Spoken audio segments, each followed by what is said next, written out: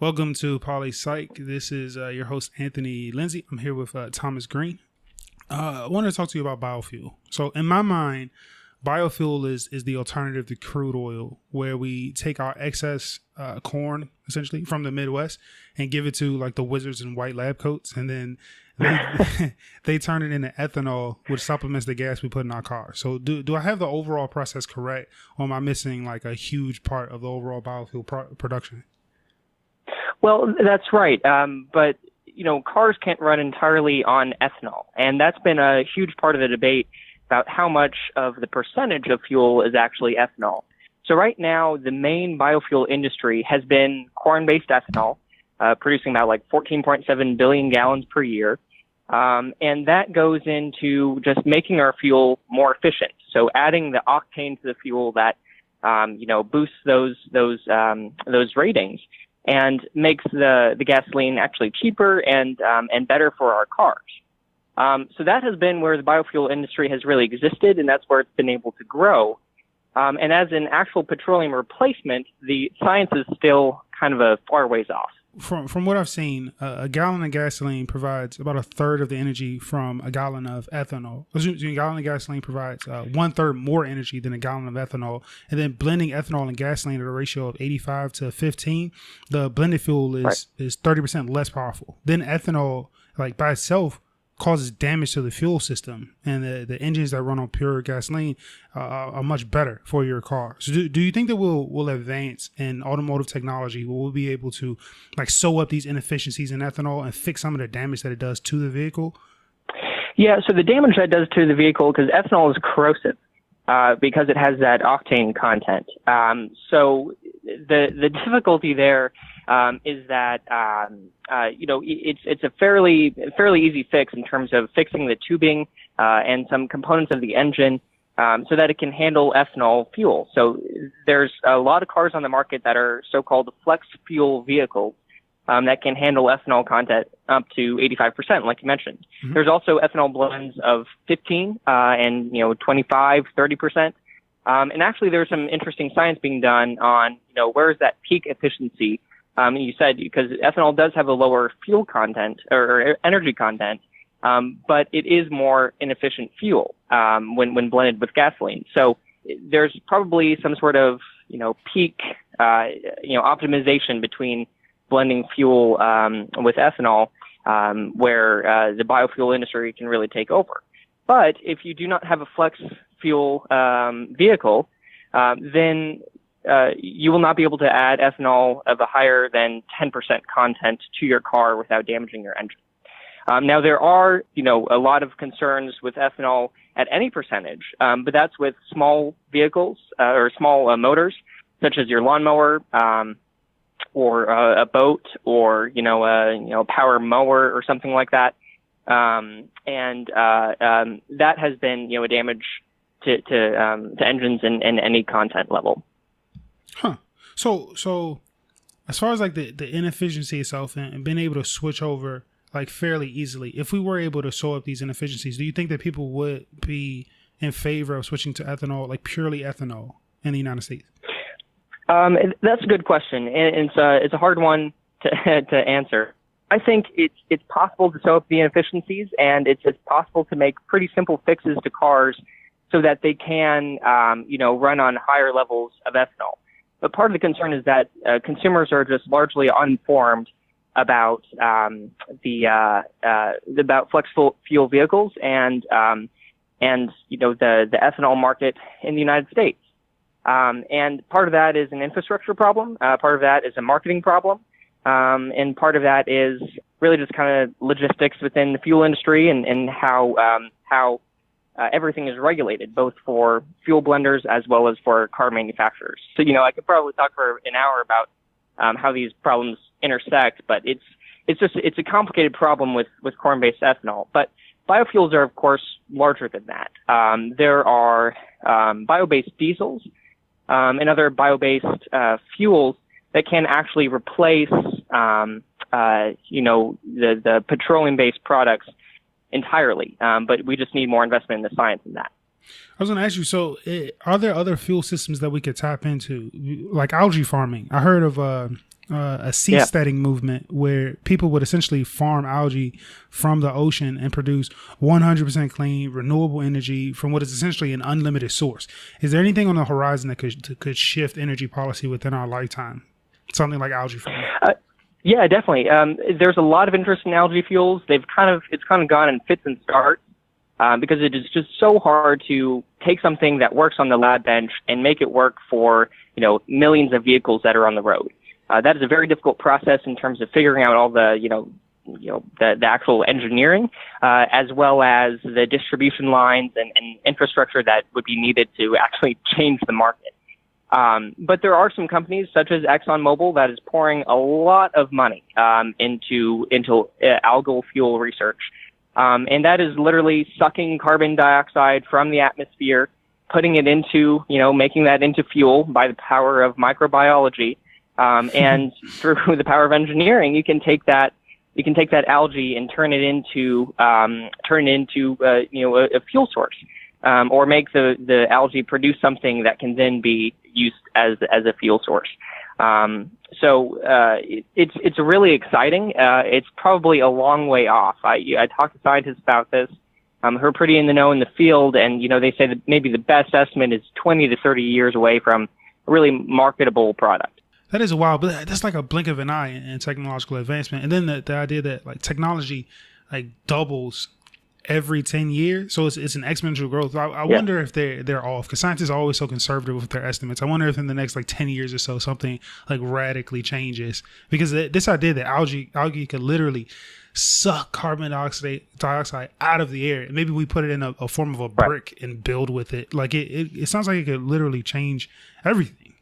It definitely could. But I mean, you've got to be mindful that if you're sucking carbon dioxide out of the air and then burning it as fuel, you're not actually sequestering or reducing any of the carbon in the atmosphere. You're probably adding to it. Now, it's much better than petroleum, but in terms of a long-term perspective of how do we combat climate change, how do we achieve deep decarbonization of our economy, I think a lot of this technology gets talked up like it's the silver bullet to climate change, but the carbon balance just doesn't work out.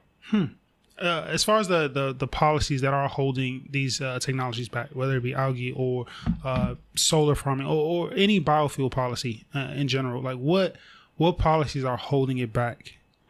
Yeah, I mean, there's just a lack of interest in investment right now. Certainly, this administration has not shown a lot of interest in science-based policymaking, which is rather disappointing. So it's a hard. It's hard to say, we just need more money, because everybody wants more money. But it's true that, we absolutely have to be investing in, the technology that is 20, 30 years down the road and going to be, a huge boon to our economy. A brief example is that the Department of Energy was fundamental in the research and development behind fracking. So shale oil was thought to be this kind of inaccessible fuel source. And really through 30, 40 years of investment. This is back in the 1970s, early 1970s. They started investing in fracking technology, and that is why we have the shale oil revolution that we have now. So it's possible that you can invest, now and see returns really, really far down the line. Industry has done it before. That is an exciting thing, but there's also just, a lack of awareness of, how to, take the biofuels that we have now and integrate them more in the marketplace that we have. So, really figuring out how we can convince fuel buyers now to purchase more of the E15, E25, even E85 fuels, so that the biofuel industry as it exists now can have a larger market base. It sounds like educating the public on the benefits of it. It sounds like it could swing some things. At least it would be a part of that invisible hand kind of guiding the marketplace if people actually were pining for more ethanol or more biofuels in general. So here's my last question, and then I'll let you go. All right. Yeah.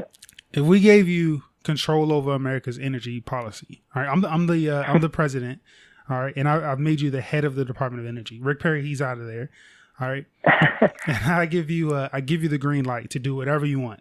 All right. What would you change?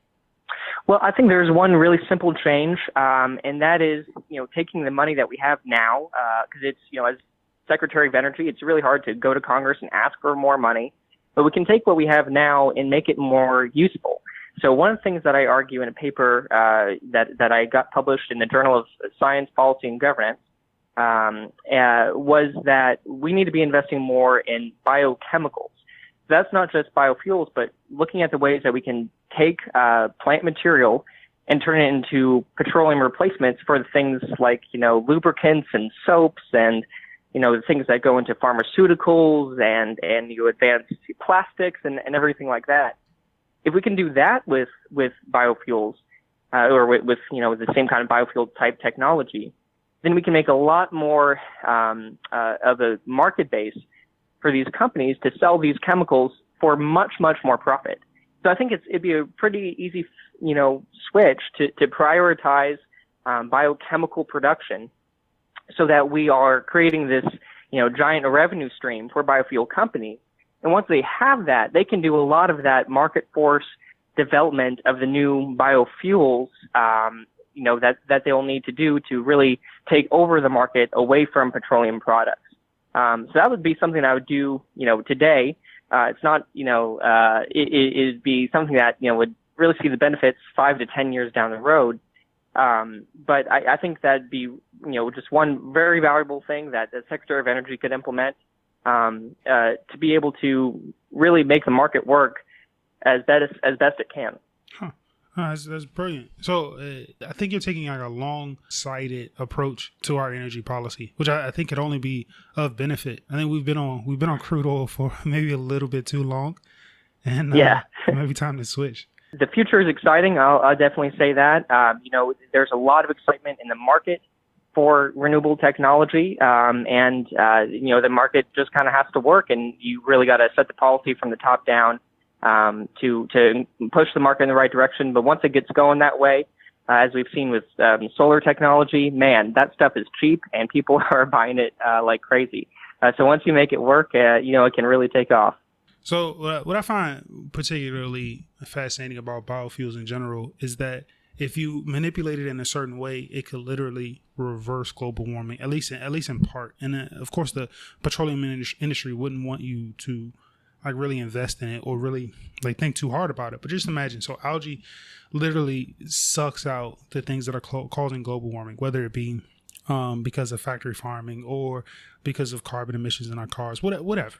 All right, just say that it's too much of this harmful chemical inside of the atmosphere. So algae literally sucks that out of the air. All right, it will literally reverse global warming. The problem is that you take algae and you burn it, and you just released it back into the air. So one thing I saw in China, what they did was they had a machine that was sucking out like the smog in Beijing, and they were forming bricks out of it, like small bricks, and then they would build with those bricks like buildings. So as long as that building doesn't burn down, that carbon or that smog, whatever's in Beijing smog, which I assume is stuff that'll kill people in like 20 minutes, whatever's in their smog is trapped inside of that brick as long as that building stands. So we could literally be sucking it out, making, bricks or building materials from the algae that we make, and that's it. It would just be trapped there. So you literally reverse it if you did it on a large enough scale. But that's the kind of policy that I think we should switch to, is a more long-sighted approach, because we've been stuck on petroleum and we're stuck on this Middle Eastern oil, and you can't tell me that we won't be beholden to a nation or multiple nations that literally control our energy supply. Like if you were to cut off oil from the United States for 15 days, that's it for us. Like our economy would crash. Like that'd be it. And all it would take is for the Middle Eastern oil to just be cut off, and we're crippled. So this idea that we make the corn here in the United States, we make biofuels here in the United States. We have two oceans on either side of us. And we are not tapping into this is it's crazy, and it's extremely short-sighted. At least that's how I see it. But I could be wrong. You know what I think I will do? I think I'll talk to a lobbyist for the oil and gas industry and see if he can convince me to the contrary. I think that's pretty much it. So go to polyspsych.org and register for a membership. Membership is free. Join the Academic Social Network. Then I'll have your cell phone number and your email, and then you tell me what you're interested in, and boom, we could schedule an interview with you. You can drop some knowledge.